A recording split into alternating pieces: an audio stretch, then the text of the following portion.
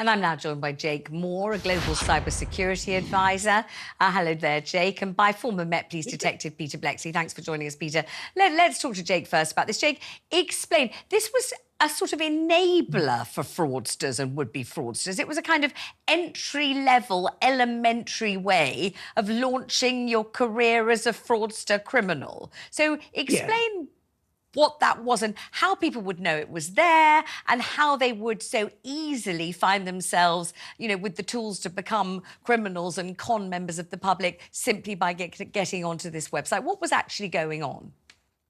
Yeah, and so this is what we've been seeing a lot more of the last couple of years, what's called crime as a service. So this is where wannabe criminals can go and purchase for relatively little amount of money, and they can get all the techniques and tactics packaged up for them to get on and use it as a side hustle. So you don't need to be a coder, which you'd have to be, say, 5-6 years ago to go and crack out something as wide scale as this. And they can simply purchase the services and get on and make lots and lots of money, because simply people have given away their bank details without realizing, clicking on links in text messages and in emails, and it all goes into this big database. And if they're quick when they use all those details, they can go and take so much money out of people's bank accounts. So let's imagine you're Jane Smith and you think, oh, you know, I don't much like my career as a geography teacher. I think I'd rather be a fraudster. You hear about this particular website, the one we're talking about, and what do you do? Explain how you get into it and explain then what you do with the information that you find there. For example, Jane Smith thinks, ugh, bored with my job, think I'd like to be a criminal, heard about this, and then what happens next? Well, hopefully they don't want to, but sadly, we're seeing these kind of services advertised on social media. So TikTok, Instagram, and so on are showing people how to get to these services. A lot of them will feature on the dark web. So you need to download a dark web browser, and then they'll pretty much show you and guide you step by step how to go about it.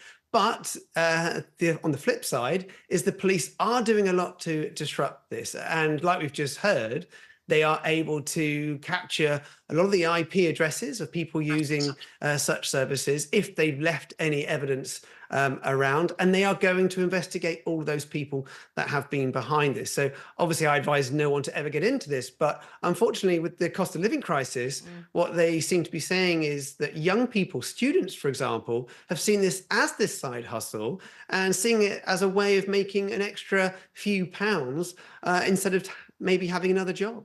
All right, I'm going to come back to you in a minute to talk about what people should look out for to stop themselves falling victim to scammers. Although you can see with the recent Taylor Swift story of all the people who were targeted by what looked like their personal friends on their personal Facebook account saying, hey, I'm going to Taylor Swift's concert, send me the money, we'll all go together. You completely understand why you would immediately do that and your hackles would not rise. You wouldn't feel in the least bit suspicious. You wouldn't think you were being scammed. Bang goes your money, and actually they're not your friend at all. They're just people who've hacked into your Facebook account. So think about that one and give us some protective armour in a minute. But first of all, I'm going to talk to Peter Bleksley, former Metropolitan Police Detective, about the police perspective on this huge scam and the fact that they've managed to smash it, which is a great triumph. Yes, it's very good news today. But I suspect that some listeners or viewers might be going, hang on, I was a victim of fraud, and when I tried to report it to the police, they palmed me off, they gave me a different number to call, and they didn't investigate it. So why are the police triumphing this today? Well, actually, it's huge credit to an organisation that was started up by 4 international banks back in 2015 called the Cyber Defence Alliance. 4 banks who realised that fraud was on an epidemic scale, that they would need law enforcement assistance. So they established this body. So when they recognise a trend in offending or a particular pattern of offending, they can gather together the information, give it to the police, and that will be a very good, solid starting point for a police investigation. And that's exactly what happened in this case. And thereafter, yes, of course, the police do deserve credit for moving it on. And it seems that the police have said the information they require, because of the nature of the beast, is all there, and they will follow up, and people will be brought to book, and they will be prosecuted, and there will be all kinds of heads rolling. I suppose one of the issues, though, that people might be wondering about is, you know, we often hear of the entire legal procedure taking place, of police doing exactly what they're supposed to do, apprehending the criminal, getting the legal process up and running, and then the punishment at the end is almost risible. It's almost, might be a bit of community service, might be conditional discharge. It's not anything that people recognise as punitive or discouraging either. Well, pragmatic detectives will tell you that their job is to put the case together, get it to the Crown Prosecution Service, and then get it in front of a court, hopefully for a jury to decide. And then if guilty verdicts are returned, it is a matter for a sentencing judge.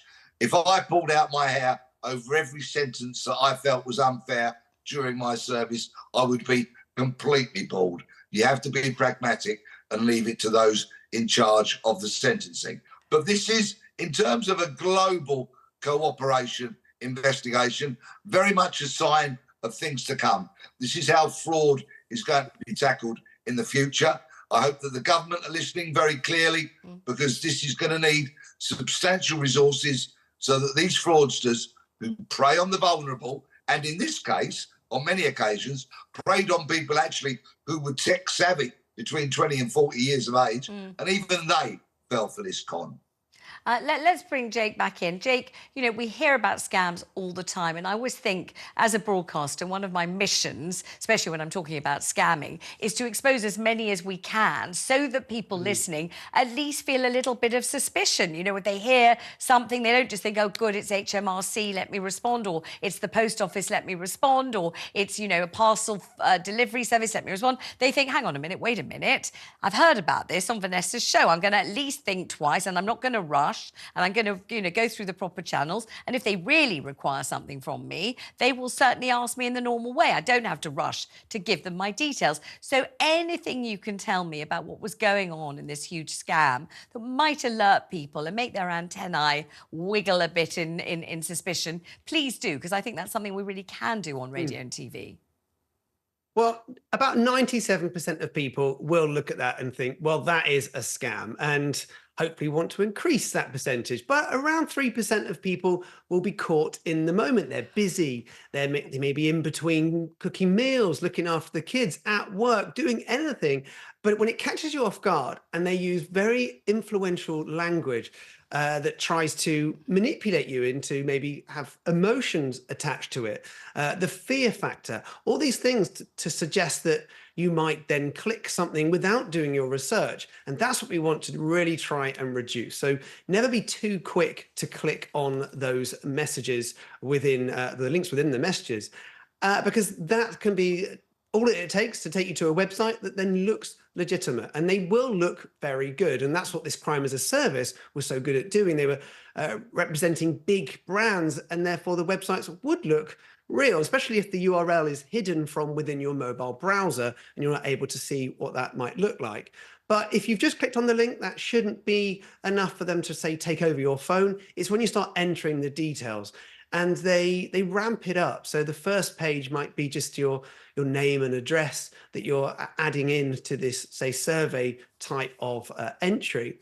And they'll increase it up to, say, financial details. And that's when, as soon as they've got that, they put it into databases that then feature on the dark web. And that's when other criminals can look at all that and package it all up and pretty much do anything. So I really suggest people never click on them too quickly, always do their research, but check their bank daily. I think that's something that we don't tend to always do. So if you've got internet banking, which tend to be safer than other banking, it really does offer some great help there. And all you've got to do is quickly check to see what's going in and out of your bank account on a daily basis.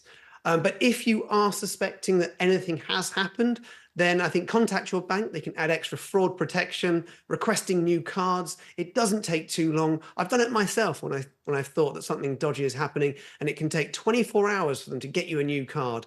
You can quickly freeze the card as well, should you ever think something strange is happening. Again, that's in your internet banking. So there's lots there to get on with. But yeah, always be cautious and do your research. Well, let me bring Peter Bleksley back. Peter, from a police perspective, there must be occasions where the police think, oh no, not that scam again, or oh my gosh, this is, the today's fashionable scam. If only people knew, they wouldn't fall for it in this way. What are the sorts of things that you think that the police, see most often, and how can we persuade our lovely listeners and viewers not to get involved in this and to keep it at arm's length and to think, well, hang on, wait a minute, let me not just charmingly do what I would normally compliantly do. Let me be a more suspicious kind of person than I would ever want to be or dream of being. Well, to build on the brilliant advice that's always been given, I would urge people to follow a very, very, very simple mantra, and it is A, B, C. So when you get an email, when you get a text, when you get some form of communication which you haven't asked for, it comes as a surprise, you're really not expecting it. A, accept nothing. B, believe no one. And C, click on nothing. If you abide by those 3 steps, you'll go a very long way to keeping yourself safe online. Thank you both very much indeed.